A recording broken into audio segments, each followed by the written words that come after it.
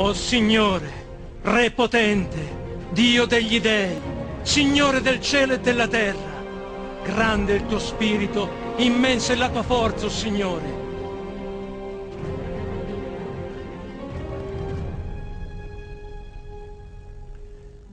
Palavras sagradas, palavras que de alguma forma nos soam familiar. Os fiéis desse ritual acreditavam na vida eterna e no paraíso. Eles recebiam o batismo, adoravam um Deus que nasceu de uma virgem. Tudo muito familiar, não? Isso lembra o cristianismo. Mas o que acabamos de ouvir é uma antiga liturgia que foi encontrada no papiro grego no IV século por grupo de fiéis que faziam reuniões no subsolo de Roma. Um culto misterioso que foi trazido há muito tempo do Oriente e leva o nome de culto de Mitra. Se o cristianismo, talvez para Roma, primeiro século depois de Cristo, 25 de dezembro. Em um templo no subsolo, um grupo de fiéis tem a intenção de celebrar uma importante cerimônia religiosa. No altar, o sacerdote parte o pão e oferece o vinho.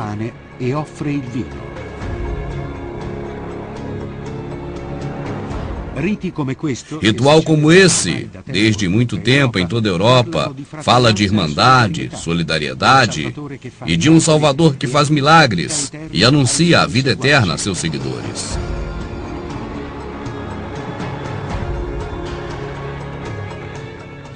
Lembra muito a missa do Santo Natal, mas tem alguma coisa estranha. O sacerdote pega os dois objetos do ritual e, ao mesmo tempo, no templo, aproxima-se um animal, o touro, o animal santo do deus Mitra.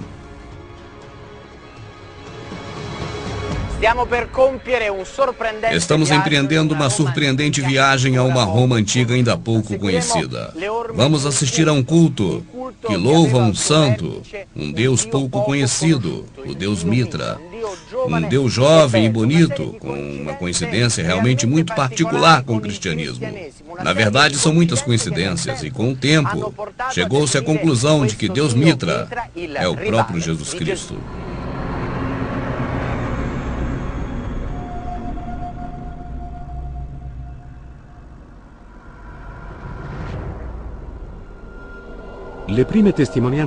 As primeiras histórias documentadas surgiram em 68 d.C., mas o nome do deus Mitra é muito antigo, já conhecido há muitos séculos antes de Cristo. Na Ásia Menor, no Egito, na Mesopotâmia, e também provas foram encontradas na escultura extraordinária de mármore que vem da Cidade Velha.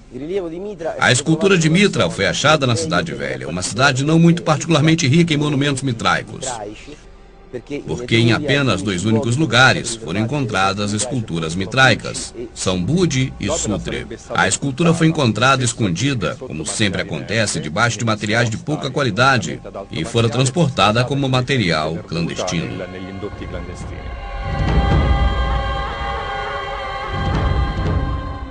E mesmo com a repercussão que causou, sabemos muito pouco sobre a criação da religião mitraica.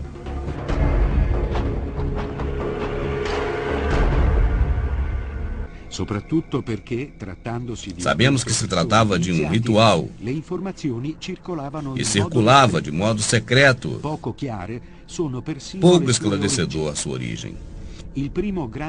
O primeiro grande estudioso mitraico, o belga Francis Caimon, hipotetizou uma ligação com o antigo culto da Pérsia, mas a tese não é conclusiva.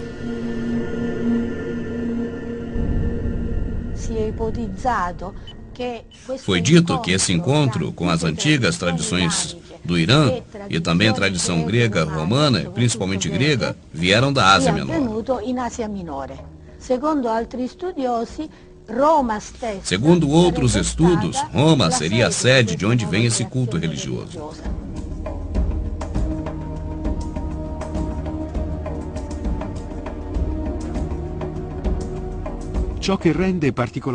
O que aumenta particularmente o interesse a essa religião é que muitos viram uma surpreendente analogia com o cristianismo. Em pouco tempo, os Mitrei, templo dedicado a Mitra, foi difundido em todo o Oriente Médio, até a Grã-Bretanha. A religião mitraica anuncia a justiça, a solidariedade e irmandade, juramento que faziam os soldados da antiga Roma. Mas não é só isso.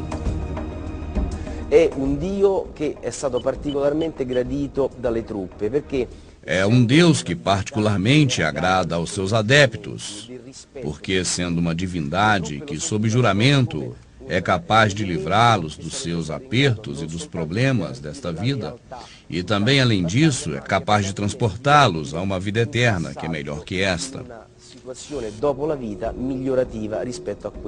Agora, de um estudo muito recente, que tem uma analogia muito parecida com o cristianismo. Mas há que se deixar uma coisa bem clara. Um tema que veste uma particular importância com os dois cultos. O sacrifício. Em toda cerimônia dedicada a Mitra tem um ritual que se chama de Tauroketone, ou seja, matança do touro para o sacrifício ritual simbólico.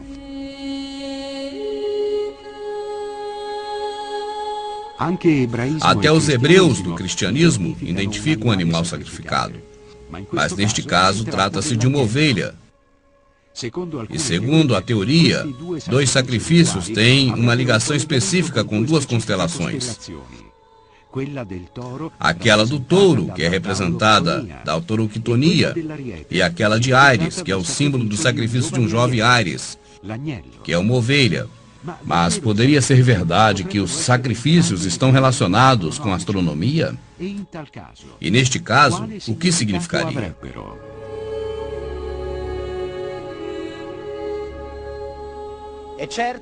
É certo que o culto de Mitra tinha uma ligação muito forte com o céu e os astros.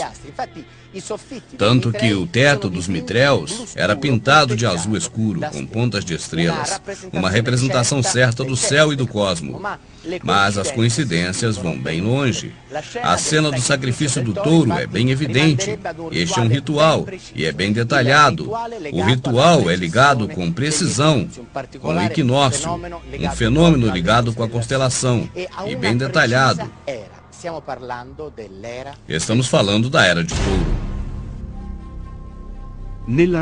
Na analogia do sacrifício do touro santo, aparece a representação de constelações e também a disposição que tinha com a ordem da astronomia, isso bem detalhado. No fim do ano 70, por algum motivo que não sabemos, ninguém nunca pensou de fazer uma interpretação do culto mitraico em termos astronômicos. O que estava de acordo com o ano 70 é que a principal imagem do culto de Mitra era um evento feito com precisão. A precisão do equinócio é o movimento da esfera terrestre, parecida com um peão, que faz mudar de uma forma muito lenta a rotação do nosso planeta em comparação com a estrela permanente. Uma volta completa dura 26 mil anos.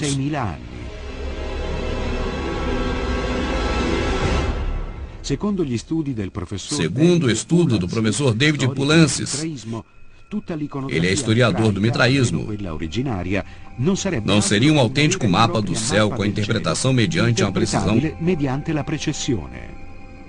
Utilizando essa chave de leitura, e muitos elementos parecem se encaixar com a outra. O animal sacrificado é o símbolo de uma era terminada. E o seu sacrifício indica uma passagem para uma nova era.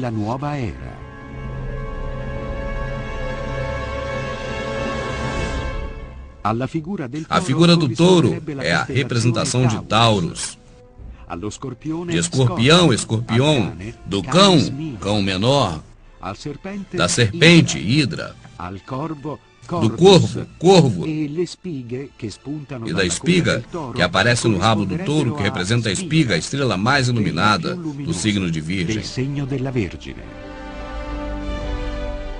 Cronologicamente, a Era do Touro termina no ano de 1300 a.C., que corresponde ao período que muitos estudiosos acreditam ser o tempo do início do culto mitraico. A era de Ares tem uma conclusão, ao zero, o período que nasceu Jesus. Precisamos fazer duas perguntas. Primeiro, por que os antigos davam tanta importância ao período de passagem das eras das constelações? Mas por que o mais importante ritual de Mitra acontece exatamente a 25 de dezembro?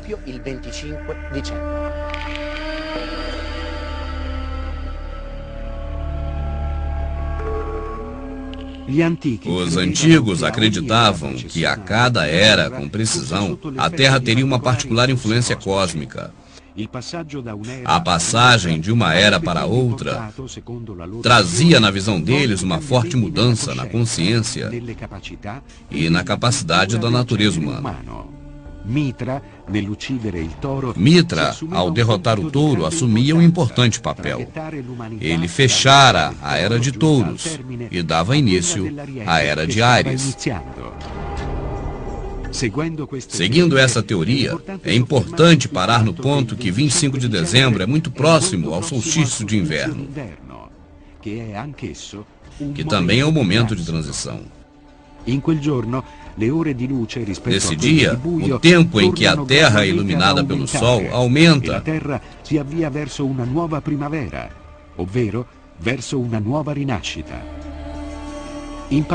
No passado, o próprio 25 de dezembro se comemorava nele a festa do Sol Invictus, ou seja, o Sol que dava vida ao novo ciclo anual. E é fato que o cristianismo escolheu a mesma data para a festa mais importante anual.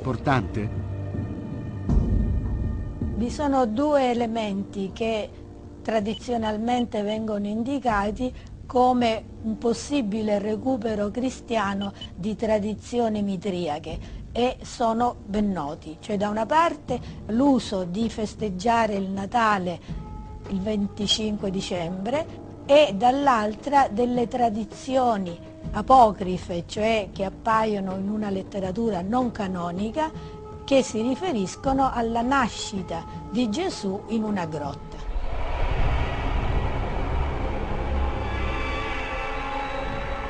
Nel culto di Mitra, per arrivare ai livelli più alti, si dovevano superare. No culto de Mitra, para atingir o próximo nível, deveria-se passar por provas muito duras.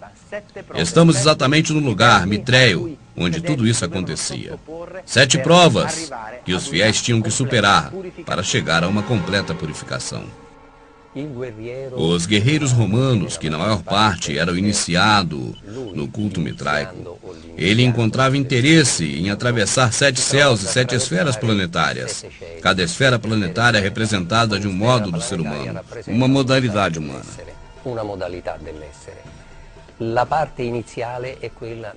A primeira fase é a fase de Mercúrio, em seguida vem a fase de Hermes. E se o primeiro estágio era associado ao planeta Mercúrio, o segundo, Ninfos, era ligado a Vênus, e para o iniciante corresponde a um novo nascimento. O terceiro estágio era governado da morte e tinha como símbolo um soldado. O quarto grau, ligado a Saturno, era representado por um leão. O quinto estágio, colocado pela proteção da Lua, representado por um persiano. O iniciado tinha que lutar com seus próprios medos. O sexto estágio era Hélios Dromos. Era o guia do Sol, que era caracterizado de uma coroa com 7 raios.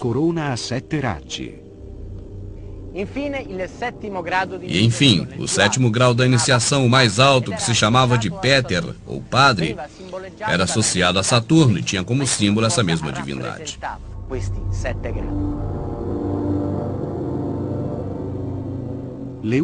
A única crônica escrita encontrada até agora é no que se chama de papiro mágico, mas a essas evidências não se deram muito valor.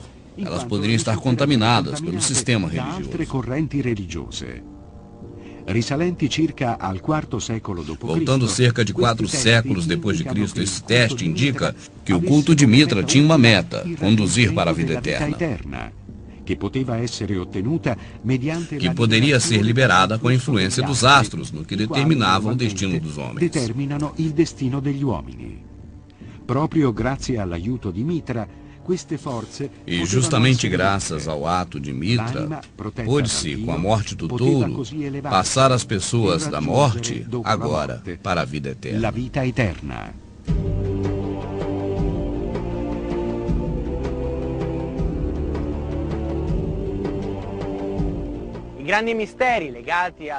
Grande mistério ligado ao culto mitraico ainda não foi revelado. Que segredo tinham os sacerdotes quando trabalhavam no mitraísmo? Vimos que tem muita coincidência com o cristianismo. A salvação eterna, o 25 de dezembro, o batismo. Mas quem copiou quem? Nem mesmo sabemos em qual período do tempo exatamente os dois cultos entraram em contato. Mesmo assim, a história e o tempo já deram sua sentença.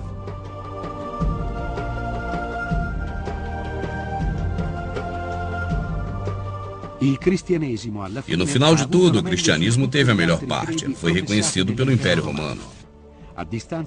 A distância de séculos de declínio do mitraísmo. Entrar no templo mitraico tem até hoje uma interrogação que se refere ao destino do homem com relação ao cosmos. Talvez muito mais complexa do que possa a sociedade contemporânea perceber.